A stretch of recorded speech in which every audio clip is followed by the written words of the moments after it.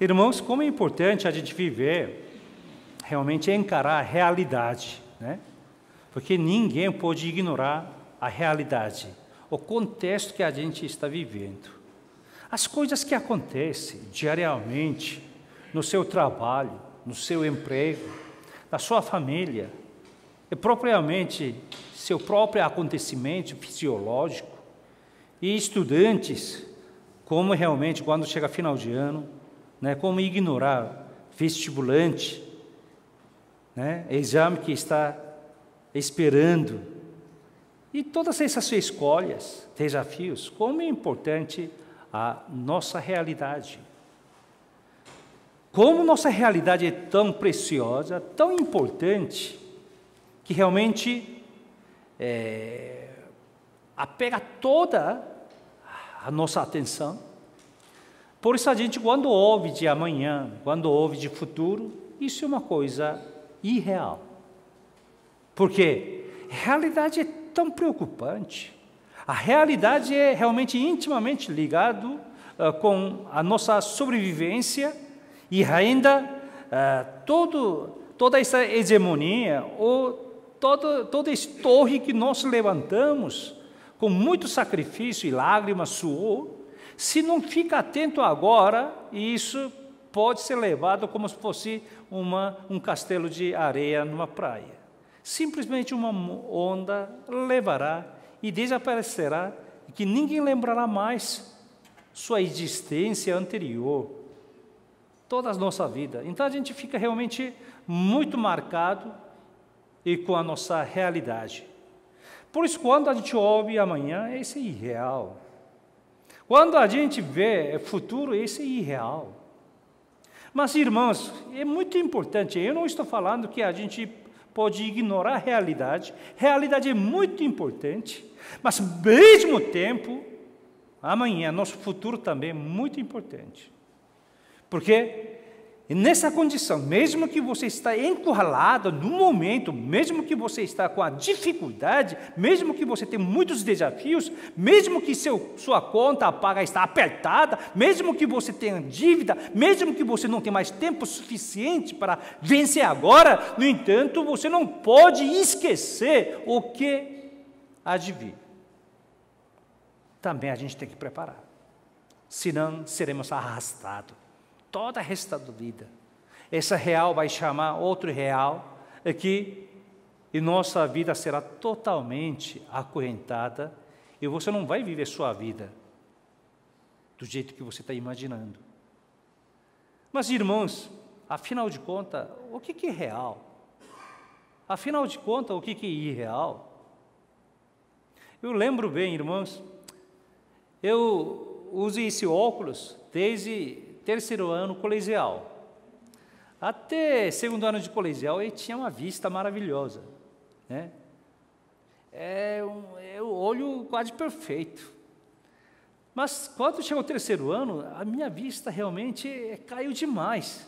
Um dia eu atrasei um pouco da escola, eu sempre sentava a primeira ou mínimo segunda fileira, mas aquela vez eu não tinha mais esse lugar porque cheguei atrasado e fiquei no meio, né? Meio da classe, mas eu fiquei assustado, não enxergava nada. Não enxergava nada, o que quadro, o que o professor escrevia, não enxergava mais nada. O que aconteceu? Piorou minha vista. Sim, piorou a vista por causa de estudo, né? Estudei demais. Talvez um pouco mais, acho que eu trabalhei demais. Você sabe que eu era costureiro, eu era bordadeiro, tinha que bordar muito. Aquela época a lâmpada era muito, não é como hoje. Então até meia-noite, 1h da manhã para bordar. Irmãos, como eu mutilei várias vezes com agulha pontuda com meus dedos. E assim que piorou. E ainda um pouco de estudo, né, também. Aí eu conversei com a minha mãe. Senhora, minha vista realmente, eu estou ficando cego mesmo. E ela não acreditou, mas eu falei, eu não estou enxergando mais nada.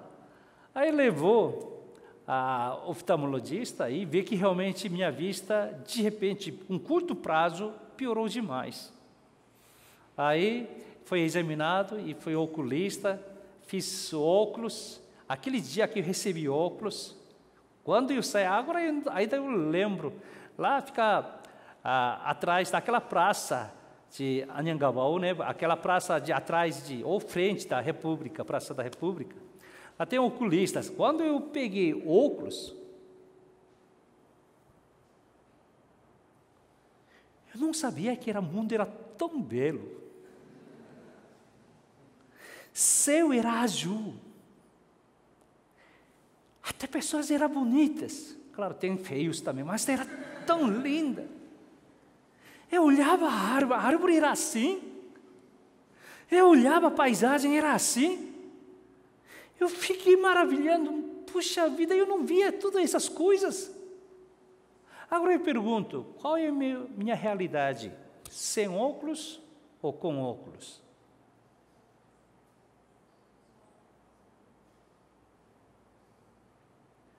Pessoas falam que sem óculos isso é uma fisionomia normal. Mas isso tem um problema. O que você acha que isso é realidade da sua vida? E agora você nem tem capacidade de encarar essa realidade como real. Porque sua vista estava deteriorando. Como assim nossa vida espiritual está deteriorando cada vez mais. Aí nós esquecemos qual é realmente real e irreal. Porque o mundo é severo. Irmãos, hoje nós lemos essa primeira parte, né, de 1 Coríntios. Se tem tempo, eu vou fazer uma exposição desse 1 Coríntios. Irmãos, essa cidade de Coríntios era uma cidade famosa. Na época de Paulo, essa cidade era uma cidade grande, metropolitana, como linguagem de hoje, que ficava parte sul da Grécia. É uma cidade portuária como Santos, comparando com nós. Mas capacidade era São Paulo. Não perdia São Paulo, tinha muitas raças, muitos tribais, muitos povos diferentes, culturas diferentes, multiculturais, multirraciais. Cidade de negócio. Estrategicamente, geograficamente, muitas pessoas passavam por lá. Imagina naquela época de Paulo, essa cidade possuía um anfiteatro livre, e que pôde receber mais de 20 mil espectadores. Imagina, naquela época essa cidade já tinha, por exemplo, o estádio de Pacaembu, o maior. Vê a potencialidade dessa cidade? Não somente isso, essa cidade era tão corrupta, tão deprovada.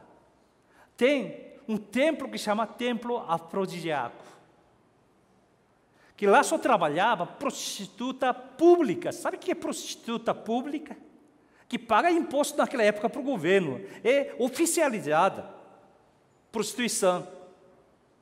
Quem que realmente limpa seu pecado, então entra para encontrar esses sacerdotais, mulheres prostitutas, para remover seus pecados, suas sujeiras e renovar seus sortes. Só esse tipo de sacerdote, num templo, que chama Templo Afrodisíaco, tinha mais de 1000 sacerdotais. 1000. Imagina a potencialidade da corrupção e deprovação dessa cidade. Não é à toa que naquela época pessoas falavam e criou um verbo, corintiano mai, corintiano jomai. Sabe o que significa esse verbo? Significa você se tornando como corintiano. Será que corintiano sabe disso? Outras palavras, você está prostituindo toda a sua vida. E esse verbo significa isso. Corintiano jomai. Você está sendo igual ao corintiano, que significa você está adulterando, prostituindo toda a sua vida.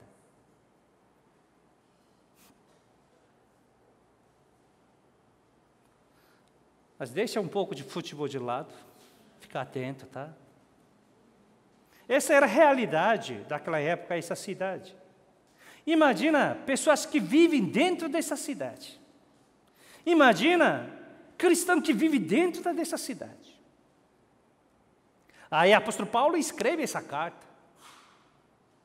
Na verdade, quando ele escreveu essa carta, ele tinha dois propósitos. Tinha grandes dois avisos. Ele escreveu, a razão de ele ter escrito essa epístola é nada mais, houve partidarismo dentro da igreja em Coríntios. Isso era o problema.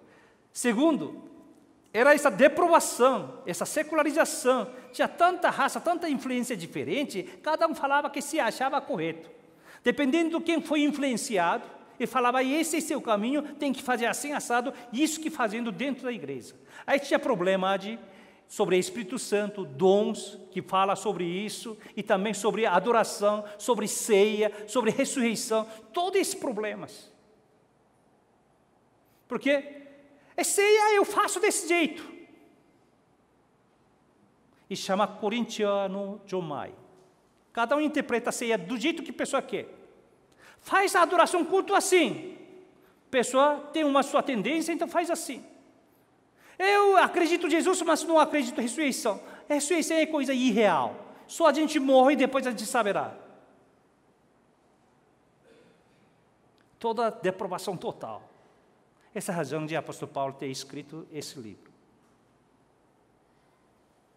Então, irmãos, eu gostaria de pedir, pessoal, que focalize 1 Coríntios, capítulo 1, versículo 1. Vamos ler todo mundo junto, esse versículo. Paulo, chamado pela vontade de Deus, para ser apóstolo de Jesus Cristo, e o irmão Sóstenes. Paulo fala que ele é chamado pela vontade de quem? Ele é chamado pela vontade de quem? De Deus. Para ser o quê? Sua função era o quê? Eu era o quê? Apóstolo de quem?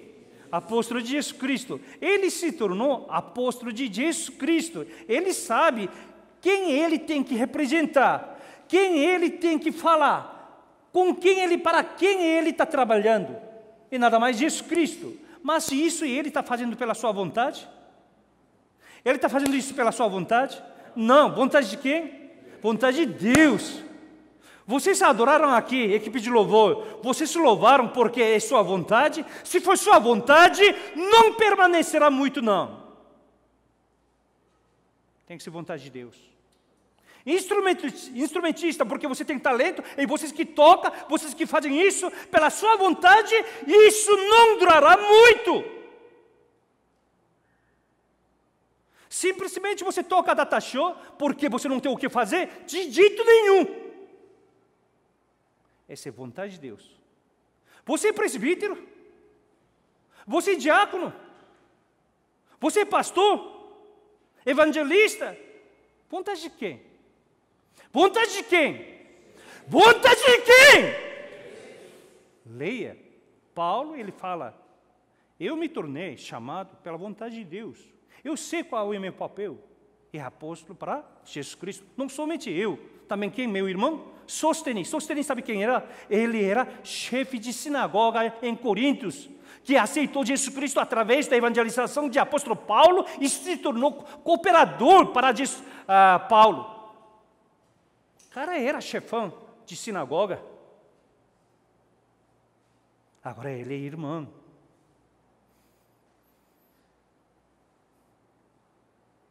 Então ele sabia quem ele era, para quem ele trabalhava. Nós sabemos porque nós estamos aqui. Para adorar? Para adorar Deus, graças ao Senhor Jesus Cristo, que nos resgatou. Nós sabemos. Eu me tornei pastor para quê? Para servir o Senhor. A Ele que disse, apacenta minhas ovelhas. Então eu faço. Se Ele disse, apacenta meus lobos, farei lobos então. Entenda bem. Versículo 2. Isto foi destinado a quem? A igreja de Deus que está em Corinto. A igreja que está em São Paulo. A igreja que está em Pacaembu. A igreja que está em Pedro. A igreja Água Viva. A igreja Água Viva é a igreja de quem? Pessoas falam assim, nossa igreja é a igreja de Deus. Deus que faz tudo. Deus não faz nada, pessoal. Senão, pessoas que têm temor e tremor a Ele. Deus usa somente homens e mulheres de Deus. Não fala besteira que Deus faz. Essa é a igreja de Deus. Não faz nada. Entenda o que é a igreja de Deus. A igreja de Deus é quem é? Aquele que sabe que foi chamado pela vontade de Deus. É aquele que sabe que trabalha por quem? Jesus Cristo. É esta a igreja de Deus.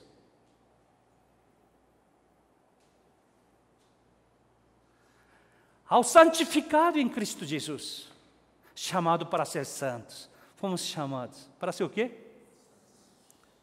Vagabundos? Fomos chamados para o quê? Liberal? Quando você quer adorar, adora. Para ser liberal?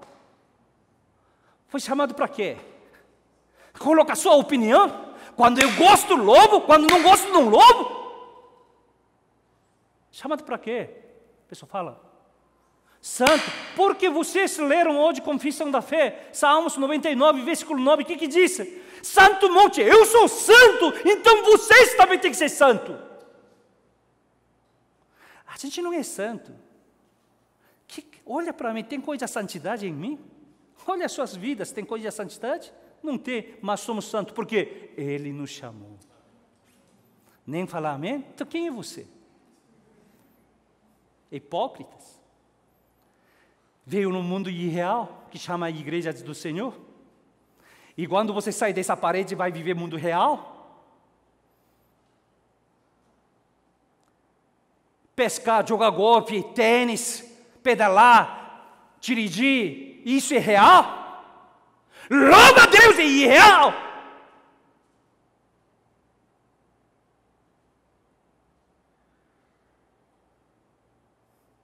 Suas orações são irreais. Assim que você perde ente querido, amados, isso que é real. Quando você perde seu dinheiro, desempregado, isso é real. Só assim que você ora a Deus. Agora é um pouco, paiga, quentinho, assento quentinho. Então isso, agora a igreja é coisa irreal? Presta atenção. Coloca seu óculos, é espiritual.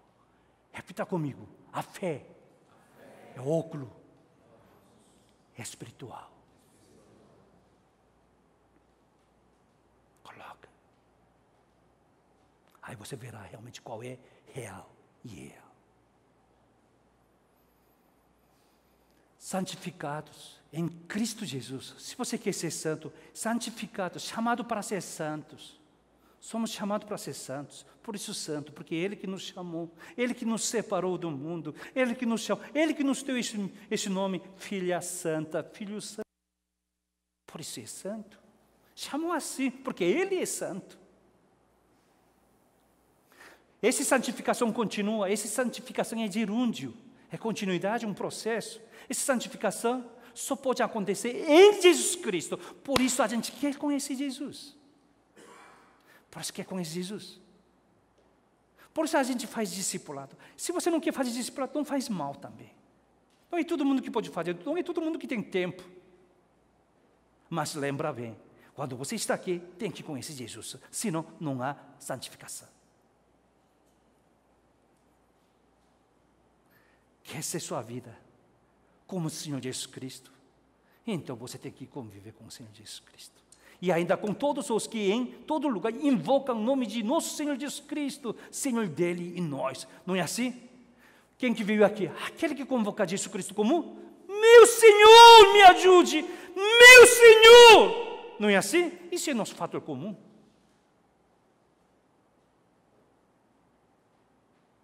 Isso.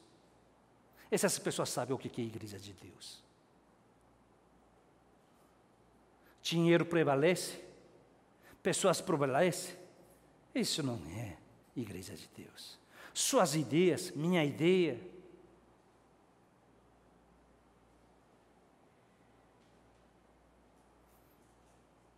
Versículo 3. Graças a vós, todo mundo junto, graças a vós, o outro em paz, de parte de Deus, nosso Pai e do Senhor Jesus. Que graça, irmãos, lembra bem, a gente tem que esforçar na vida, tem que trabalhar, tem que suar, a gente trabalha com o máximo, maior atenção, a gente trabalha, mesmo assim não completa a sua vida, pessoal. Presta atenção. Isso não quer dizer que a gente não trabalha, então a gente tem que trabalhar seriamente, mas a gente tem que esperar mais o quê? Graça de Deus. Realmente você faz tudo e ainda você busca a graça de Deus. Você pode proteger, pode colocar alarme, pode comprar arma, pode comprar guarda-costas, o que é, mas você não pode proteger sua vida de jeito nenhum. Essa cidade que se chama Corinthians, ano Jomai.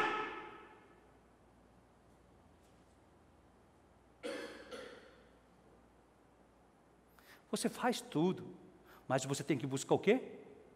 Paz do Senhor.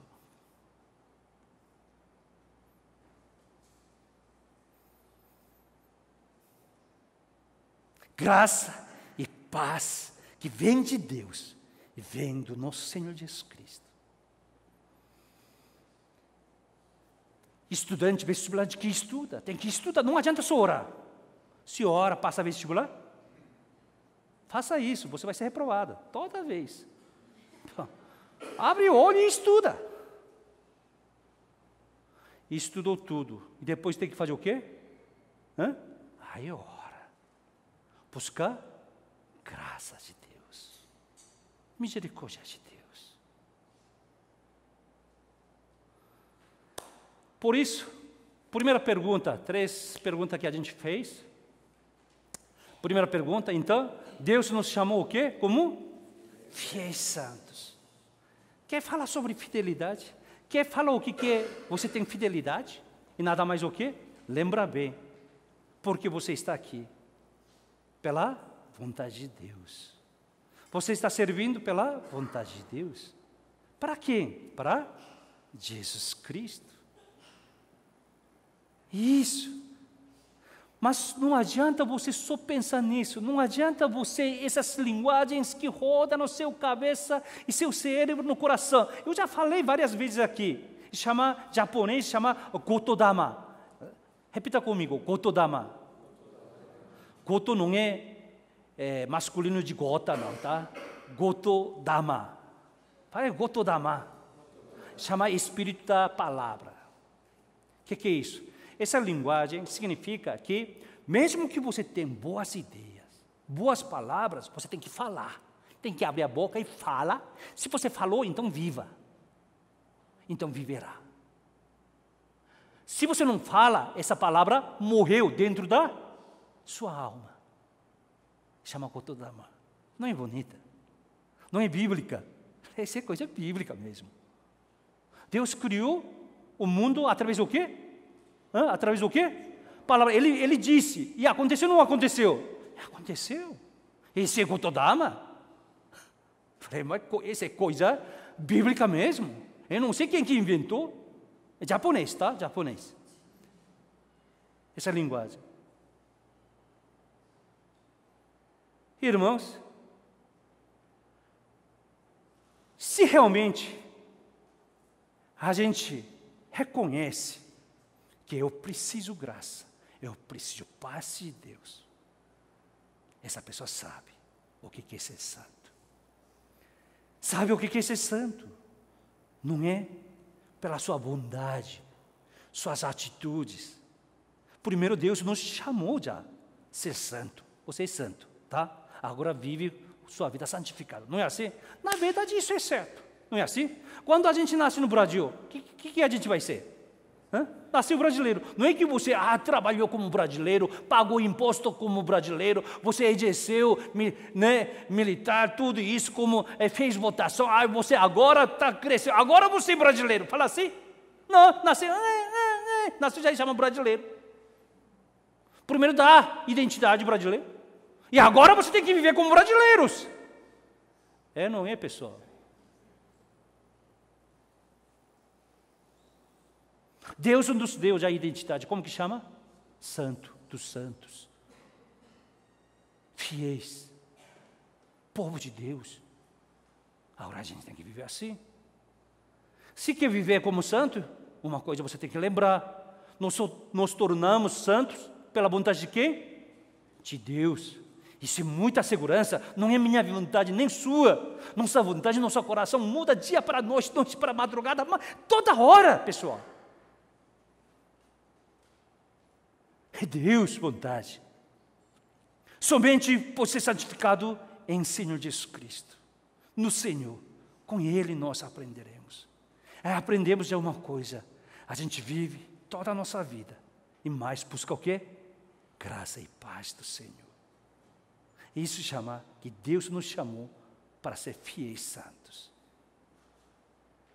E agora versículo 4. Vamos lá, versículo 4. Vamos ler todo mundo junto? Sempre dou graças, meu Deus, a vosso respeito, a propósito da sua graça que vos foi dado em Cristo Jesus. O que é isso? Ele diz que sempre dá graça, e o apóstolo Paulo, quando ora, irmãos coríntios, mesmo que vivendo aquela cidade de corrupto, deteriorado, deprovado, com todo esse problema, até entre eles tem pastarismo, entre eles tem uma influência meio esquisita, loucura, mesmo assim, quando o apóstolo Paulo lembra dele, sempre dá graça a Deus, e também ele sabe que Deus sempre dá graça para eles. Isso é possível. Isso é possível. Parece irreal, né? Não ouve, não sussurra nos ouvidos como irrealidade. Mas por que isso está sussurrando como irrealidade para nos ouvidos? Isso que é problema. Porque graça é só com aquelas pessoas e não comigo. A bênção é somente porque com aquela família, não comigo, não com a minha. Porque sou negócio deles, e meu negócio, e meu estudo. Parece que tudo isso é irreal. Versículo 5. Todo mundo junto? Porque tudo foste enriquecido nele, em todas palavras e em todo conhecimento. Até palavra você tem que ser sábio, tem que ter sabedoria. Palavra. Repita comigo, quando eu quebro meu silêncio, eu tenho que falar alguma coisa melhor que meu silêncio. Não é? Senão, por favor, cale a boca. Fica em silêncio mesmo. Quando a pessoa fica em silêncio, quando abre a boca, a gente não chama atenção, né? Pô, agora ele abriu, vai falar alguma coisa, aí fala besteira. Aí reclama. Eu falei, esse cara é meio esquisito mesmo. Ele fica calado mesmo. Se você abre a sua boca, você tem que falar alguma coisa. Só que, como nós somos chamados de ser santo, tem que sair o quê? Na nossa boca. Tem que sair graça de Deus. Tem que sair o quê? Paz do Senhor. O que tem que sair da nossa boca? Sai boca reclamação, sai boca falta dinheiro, sai boca... Por que está aqui? Casa de Deus, na igreja de Deus.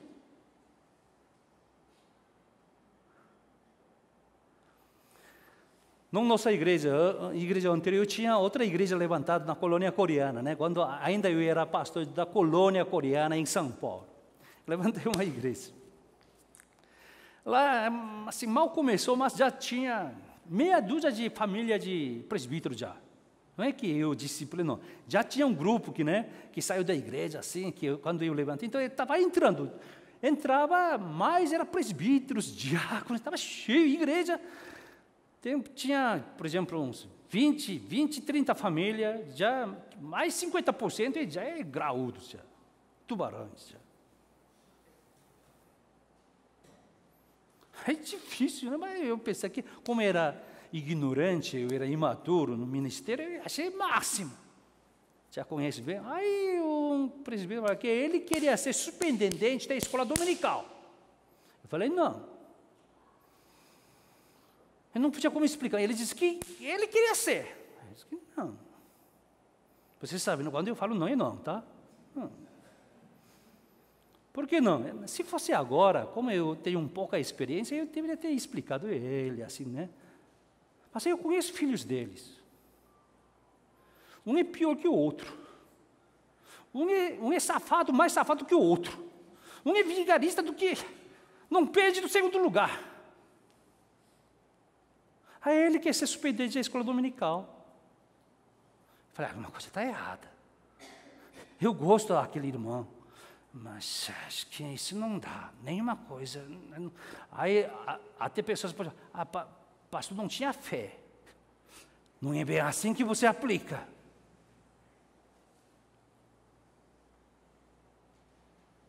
Então não é.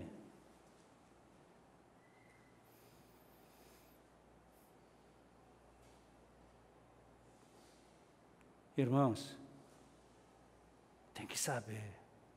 Quando você abre a boca, que palavra que sai? Claro, você vai esforçar, você esforçou, você lutou, trabalhou, ainda sai a graça, buscando graça de Deus. E você ser chamado santo, porque Ele é santo. E fala alguma coisa que Deus que dá paz na sua vida.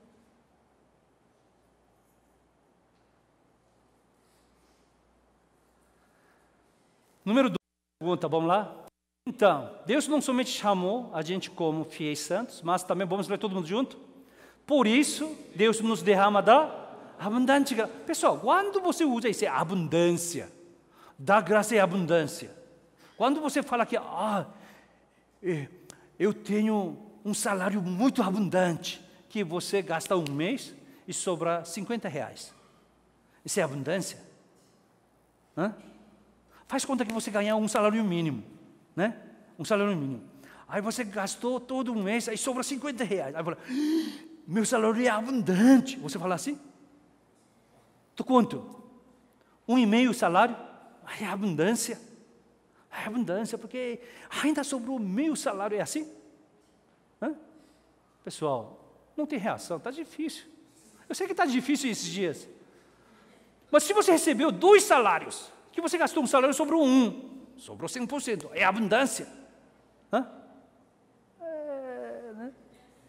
Mas eu entendo assim, quando é abundância, tem que sobrar 5, 10, 20 salários mínimos. Aí que usa essa palavra. Senão eu escreveria assim, por isso Deus nos derrama em duplo. Não é assim? Mas a Bíblia não está escrito assim. A Bíblia diz que você semeia dá quantas vezes? 30 vezes o 60 e 100. É mínimo começa com 30, pessoal. Está entendendo por que eu estava falando assim? Para mim, se você usa tudo, tem que sobrar 30 vezes mais. Aí você fala que é abundância. Agora, para que abundância tudo isso? Para quê? Porque isso está escrito no versículo 6. Com isso, essa abundância na nossa vida, versículo 6, todo mundo junto. Assim como o testemunho de Cristo tem sido confirmado em vós. A razão de a gente ter essa vida em abundância e nada mais, a gente ser edificado como o testemunho de Cristo. Irmãos, quem não quer ganhar dinheiro, levanta a mão. Eu não quero dinheiro, eu odeio. Eu não quero dinheiro. Quem quer ganhar dinheiro, repita comigo. Ganhar dinheiro é dom de Deus. Eu quero ganhar. Repita. Eu quero ganhar. Em abundância, porque esse é dom de Deus. Não é que eu falei, versículo 7. Vamos lá, todo mundo junto. De maneira que não vos falte nenhum dom, aguardando-vos a revelação de nosso Senhor Jesus Cristo. Você tem que ganhar muito em abundância, desde que toda essa riqueza seja como o testemunho de Cristo.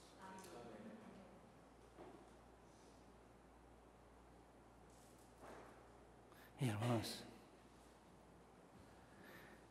eu tinha um amigo, né? Um irmãozinho do amigo, era até meu membro, assim. Aí ele falou assim, um dia, ele era bom comerciante, né? Tá? Um dia ele me procurou, pastor, eu vou largar todo esse negócio. Eu falei, por quê?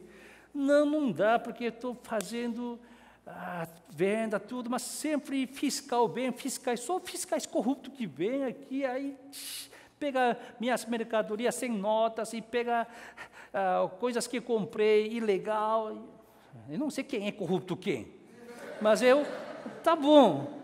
Aí, mas também esse cara não pede só imposto, não, tem que... também, lá tem outra parte, né? Não dá. Eu fui acertando conta, mês passado veio outro grupo, não dá mais assim. Aí eu decidi fechar. Falei, então o que você vai fazer? Eu vou estudar. Já que eu me formei em Direito, eu vou estudar. E daí depois? Eu vou ser fiscal.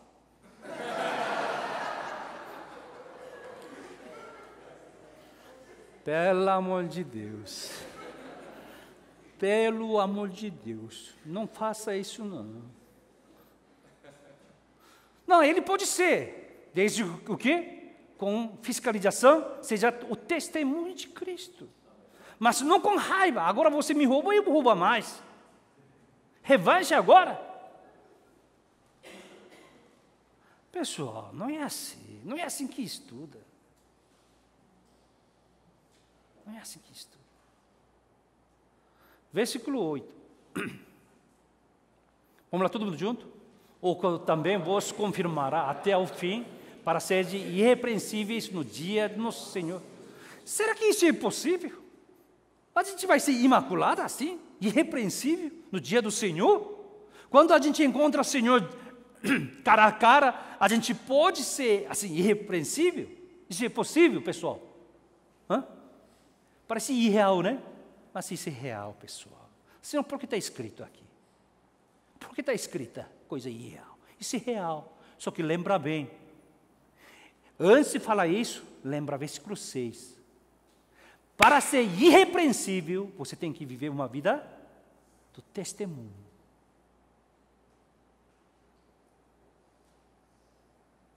Irmãos, é muito importante aqui.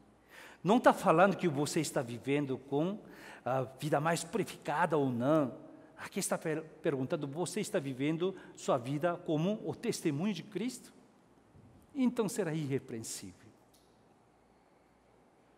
Irmãos, raciocina comigo. Tem um médico, muito bonito, bonitão, elegante, e dá confiança até assim. E por cima ainda muito gentil. E conversa, você foi dor-lhe assim uma parte e ele cuida da outras partes também. Muito gentil.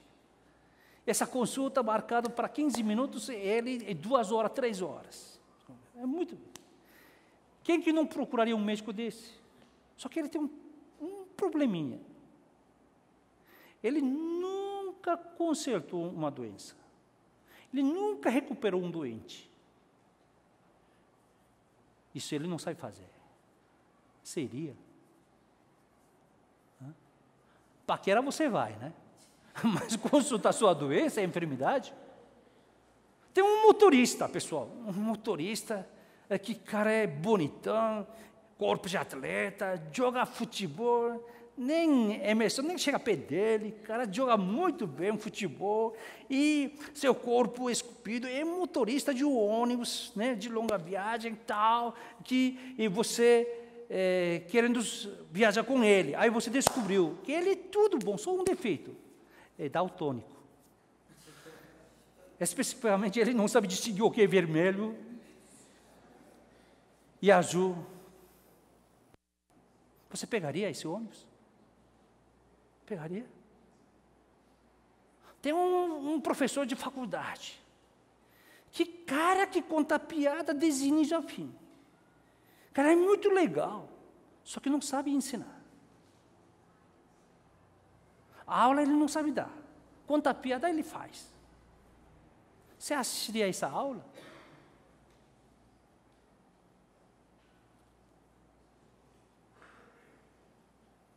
Cristão que vem, ser chamado santos, louva a Deus, serve a igreja, faz tudo, mas nunca foi testemunho de Cristo. Então, não entra nesse quadro.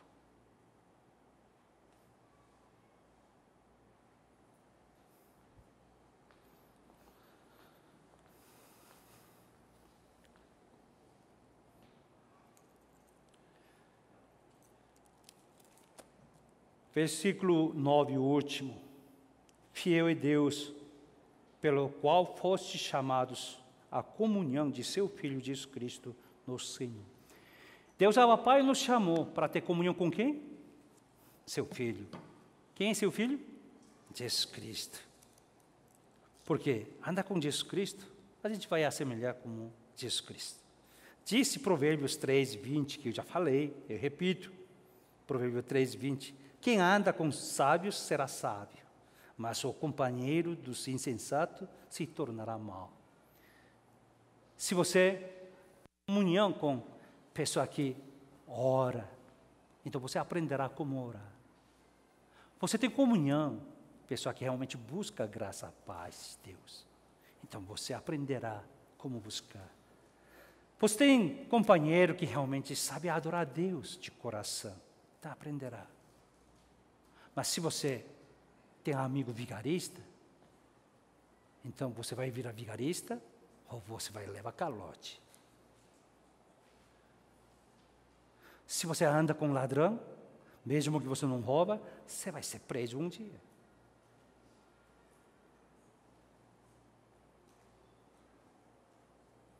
Você que anda, seu amigo que só bate em sua esposa, mulheres, então, você também, não é que você que vai bater, você vai ser apanhado da sua esposa, vai ser expulso. Lembra bem. Com quem anda? Deus nos chamou a andar com Jesus Cristo. Porque nós fomos chamados a ser santos. Por isso Ele derrama abundância, toda a sua graça. É farto demais. Essa graça é farta, é abundância. Para quê? Para que a gente seja um canal da sua bênção. Pode ser rico, pode ser bem estudioso, mas lembra bem, tudo isso é o quê? Para testemunhar o Senhor. Não é à toa que realmente nós ouvimos, né, Atos 1:8, né? Mas quando mais recebereis o poder ao descer do Espírito Santo sobre vós. Aí serei o quê? Sereis a testemunha do Senhor Jesus Cristo, tanto em Jerusalém, quanto em toda a Judeia, Samaria, até aos confins da terra. Irmãos, se não receber graça de Deus, bênção de Deus, é coisa milagre que está acontecendo em meio de nós. Coisa mais natural, ser chamados santos. A gente vai viver cheio de graça de Deus. Então o que está faltando? Quando a gente entra aqui, a gente sem querer amnésia, todo mundo pensa que é tudo o que a gente ouvimos, oramos, é tudo irrealidade. Não, coloca óculos. De vez em quando, pessoal, tem que rever. Eu troquei óculos, pessoal. Tá? Eu ia trocar óculos, porque agora eu tenho com a idade, tem um problema sério. Pensa que eu estou com um óculos, não, esse óculos chama um óculos especial, multifocais. Sabe o que é isso? Aqui embaixo, pessoal, outra função para leitura. Em cima eu não posso usar de leitura, né? Usar normal. Por isso, quando uso esse óculos, eu não posso olhar assim, ó. Não dá, e tem que virar assim, ó. Até mais elegante. Quem me chama, antigamente eu olhava assim, não, agora não, tem que olhar. Tem que olhar. Porque a irmã está retirando, pode ir, tá, tem que olhar. Tem que olhar, pessoal. Tem que trocar óculos de vez em quando. Exame. Uma vez que você fez o óculos, resto da vida? Uma vez que você conheceu Jesus, uma vez que você recebeu graça de Deus, acabou tudo? Eu não falei santificação em processo?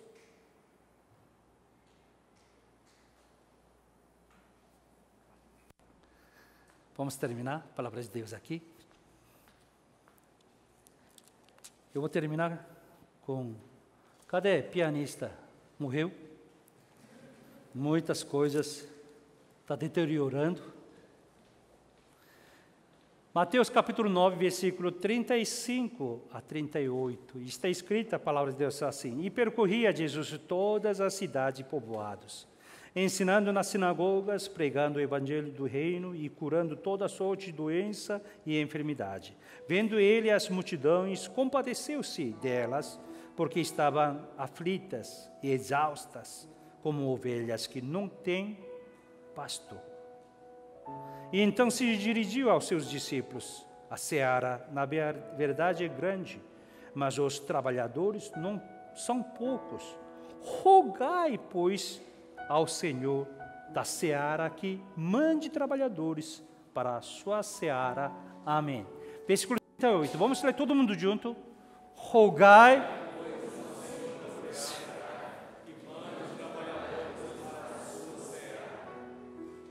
Incríveis, incrível, porque a gente nunca pensou nisso. Jesus Cristo nunca ensinou oração assim. Jesus Cristo nunca falou assim: ora aquele que não foi evangelizado, ô Senhor, faça eles evangelizar. Aceita, Senhor Jesus Cristo. Não, ele falou: rogai para quê? Para trabalhadores, para evangelistas, para missionários, para pastores, para aquelas pessoas que vão evangelizar. Ora por essas pessoas. Por quê? Senhor, salva eles? Não, isso é nosso trabalho. Isso é testemunho de Cristo.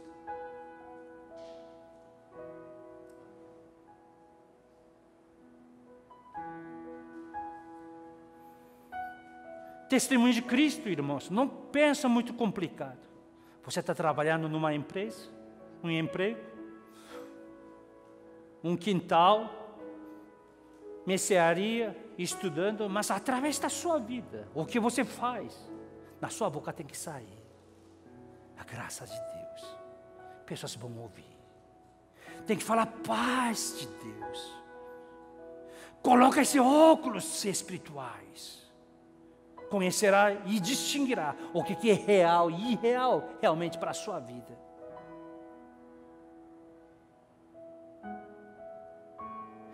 E roga a Deus, porque sua graça é tão curta para mim, Senhor.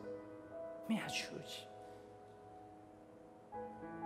Não é que eu posso guardar todas as coisas. Não é que eu que seguro todas as coisas. Eu luto, reluto. Mas depois dobro o joelho, buscando sua graça, Senhor. Rogando sua paz.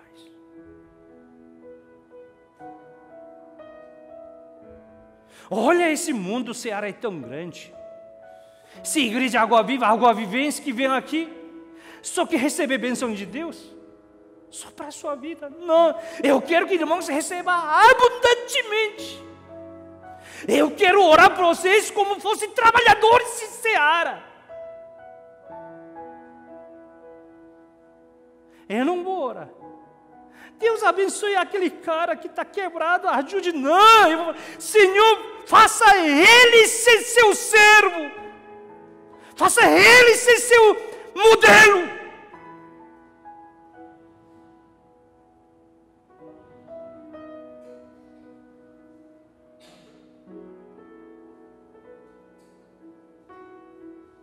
Está autossuficiente? Cairá a desgraça de Deus. Sofônia 1, versículo, acho que 12. Aquele que Deus nunca, a sua não vem, ou talvez vem, mas eu também. Você será maldito sua boca. Tanta coisa que Deus nos ungiu, tanta coisa que Deus nos abençoou. Fato de a gente estar aqui. E a nossa boca perdeu as línguas. Grita. Não deixe as suas linguagens mortas. Deus quer ouvir da nossa boca, rogando, buscando sua graça. Sim, aquele rosto cheio de suor, lágrimas, trabalhos, mas mesmo assim dobrando, buscando a graça. Aquele que sabe fazer conta, aquele que calcula bem, fez tudo isso, mas ainda roga a misericórdia de Deus. Se não, você não é ser chamado santo dele. Você está redondamente enganado. Olhando a aparência, pode ser grande atleta, grande jogador de futebol, parece grande condutor, mas é daltônico espiritual, nem sabe distinguir sinal vermelho e azul, verde. Meu Deus! Viveremos como então essa semana? Verifica minha boca ainda, busca a graça de Deus, paz de Deus. Ele sempre me dará graça em o quê? Abundância. Repita comigo. Olha para a pessoa que está ao seu lado, fala assim: isso que você é.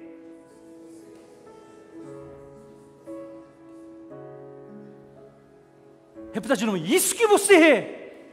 Ser chamado fiel, santo de Deus, receber graça, abundância e ser. Isso que você é. Você responda: eu sei. Deus me ajude, oraremos. Vamos orar nesse momento, buscando a Deus. Isso que sou eu, Senhor. Isso que eu sou.